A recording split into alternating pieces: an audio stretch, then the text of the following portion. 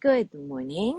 I am 6 minutes earlier today, so as always, you're welcome to stay through our hellos or just fast forward to the beginning of the practice if you're watching in recording.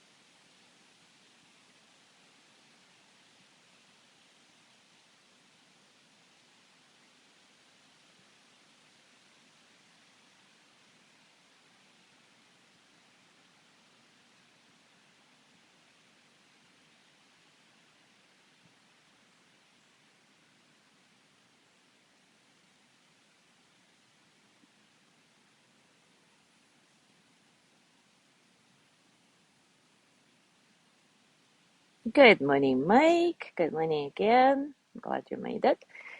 I propped my phone right against that fence. I'm gonna send a picture later. I think I did pretty well, unless there will be a gust of wind that makes it fall, but let's hope it's not the case. All right, I'm tagging people. I hope I'm not forgetting anybody.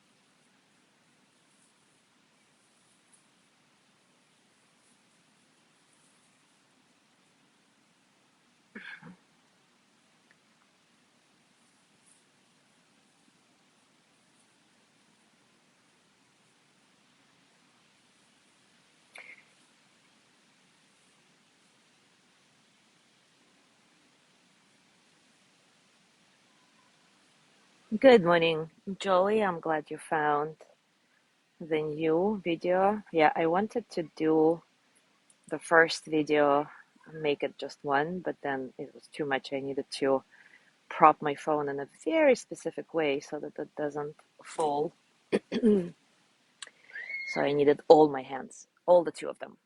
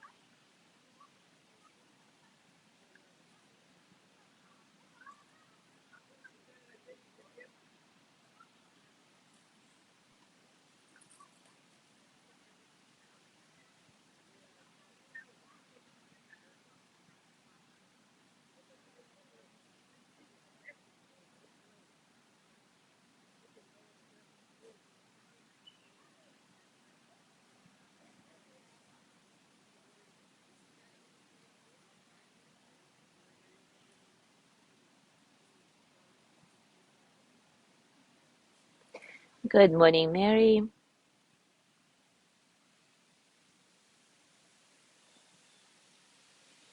Good morning, Gina. I know Central Park is so gorgeous, and yes, right in the middle of the city, such an oasis of gorgeous nature. And it's so hard to believe that it's all man-made. It looks like wilderness, right? They did such a good job.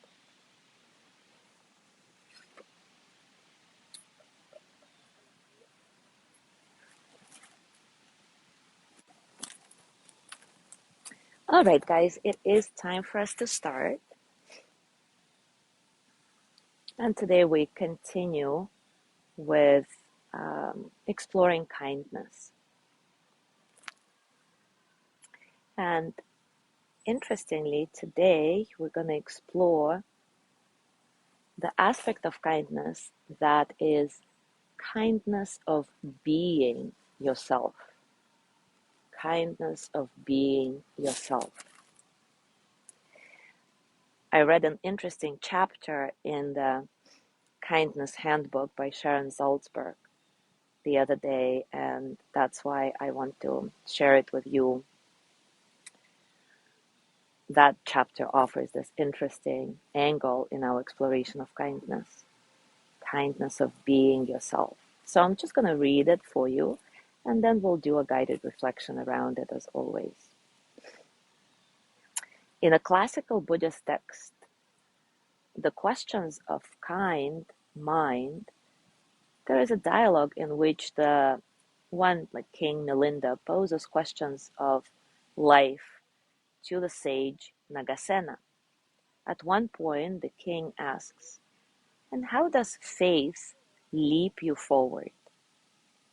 Nagasena responds with an illustration of a large group of people, village people, who are on the shore of a flooding river. Their homes and their lands are all getting deluged, and they are in danger.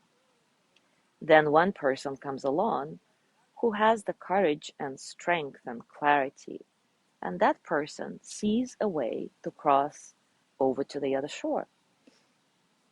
And he forges ahead and does it. And just by seeing that one person, that he can actually cross to safety, everybody else develops confidence in this possibility, develops greater security that they too can cross the river. In this example, the flooding river symbolizes our entanglement in habitual unhappiness, our tendency to be lost in the confused, conditioned mind. Crossing to the other shore, to the shore of safety, symbolizes our crossing to a place of awakening, a place of freedom. So when we see that someone has crossed before us, or that many people have crossed before us, it can inspire us. And we start thinking, yes, if they did it, I can do it as well. Inevitably, we turn for inspiration to models, to paradigms of humanity who convey wholeness to us, who convey another way, peace. It is as though those who have realized a deeper truth bring to life a potential that exists within each one of us that might otherwise have lain dormant because we simply did not believe in it, simply did not see it. It is as though there is a fire within our role models that can light a fire within us. There is an urgency within those people, our inspiration, to be truthful, to wake up, to not waste their lives. And that urgency within them seems to light the quality of urgency within us as well. An urgency to become authentic, to become more courageous. And there is a peace within them and a confidence that also awakens the same qualities within us. These people have taken risks, they have made commitments, and somehow we join in in their courage by being inspired by them. They uphold the energy of the possible for us, and they return us to ourselves, to our own aspirations, to be living the best life we can. There is a sense of timelessness in this as well. It sometimes feels to me like joining a stream. I think of all the women and all the men who for so many years, so many centuries, have walked the spiritual path, have gone forth, have let go of habit, have let go of the familiar, phased down conventional way of thinking, taken a risk, and seen a greater truth about life. Each one of us is the next link in this chain, this transmission of courage, aspiration.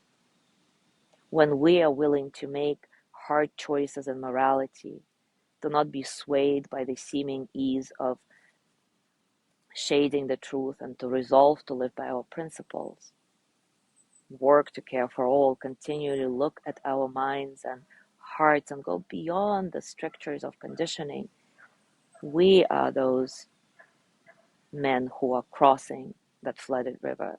We become that person with our own actions every day. And by being true to ourself, we become a conduit of possibility for others. So just by living the best lives we can, the kindest, the most compassionate, we are doing something to sustain and illuminate a path of freedom for others. Isn't that fascinating? So let's explore it together. As always, take a comfortable position. Acknowledge all the circumstances of your practice today, internal and external. With each breath, allowing the boundary between the internal and external to dissolve. With each breath, the inner becomes the outer. The outer becomes the inner. And each breath is effortless, soft, uncontrolled. You are trusting the earth to carry you, trusting that you don't need to hold yourself up, that there is a greater force that supports you in every moment.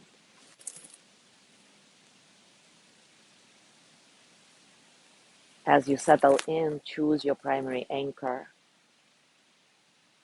Maybe it's your breath or a particular sensation in your body, in your hands or feet or belly, whatever it is. Something that you can return to every time you feel distracted.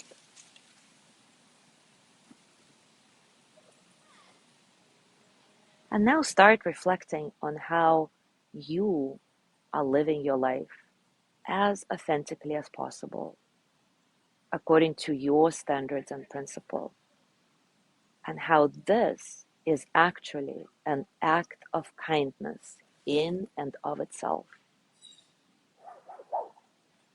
Right now, I'm not asking you to think about all the acts of kindness you do for other people, but reflect on you being you. You being you that is inspiring to others to be more courageous, more curious, more patient, whatever qualities you represent. You being yourself is an act of kindness. How does this land?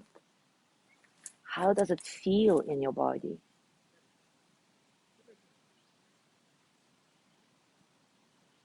What thoughts arise in response to this statement, this reflection?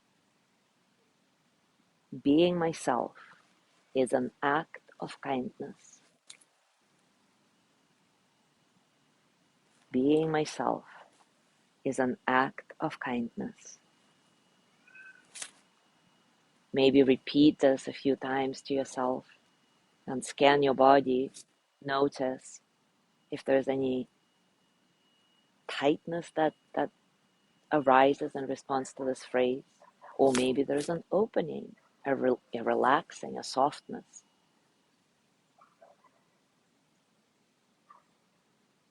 Being myself is an act of kindness. How does this feel in your heart? I'll give you a few minutes in silence to really have that statement, that knowing, that simple truth sink in. Being myself is an act of kindness.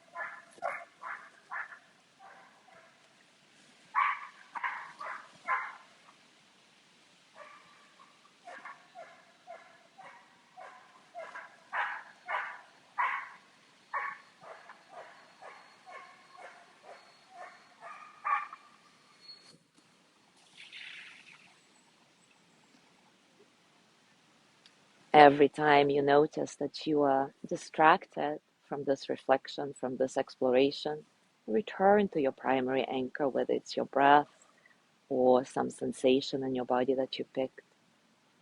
And come back to the core practice.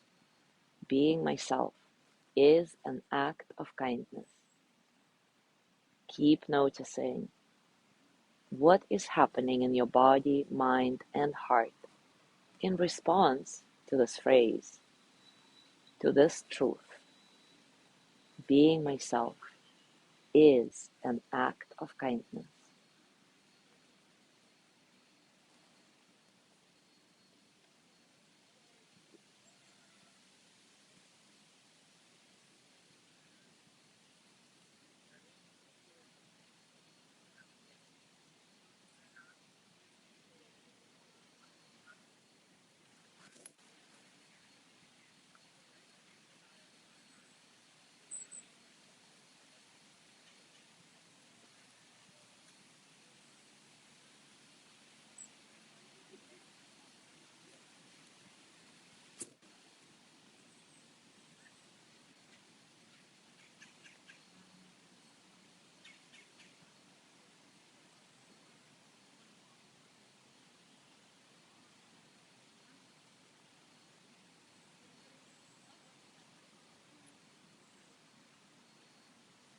It may be useful and helpful to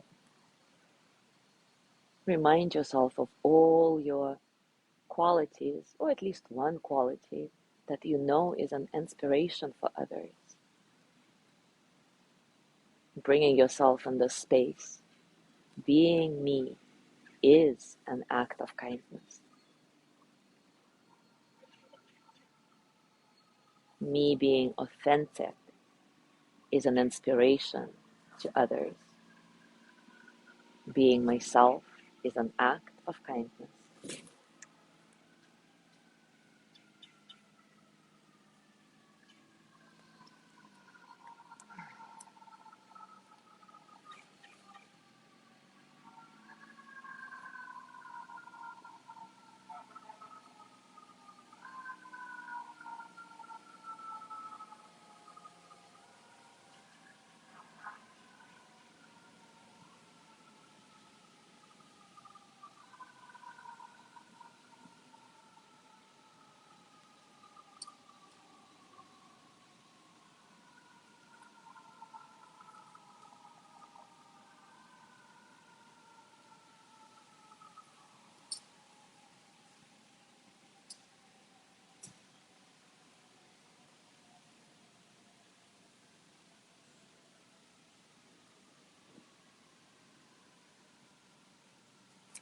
As you go through your day today, I invite you to notice how you, with all your flaws and imperfections, are a true inspiration to somebody in your life. And allow yourself to be this act of kindness without any false modesty, without apology. Own it. Being myself is an act of kindness. And see if it somehow shifts the energy for you. enjoy this exploration. And as always, if there is anything you want to share with everybody here, put it in the comments. It's always a pleasure to read your feedback. Have a beautiful day. Thank you for being here, and I will see you tomorrow.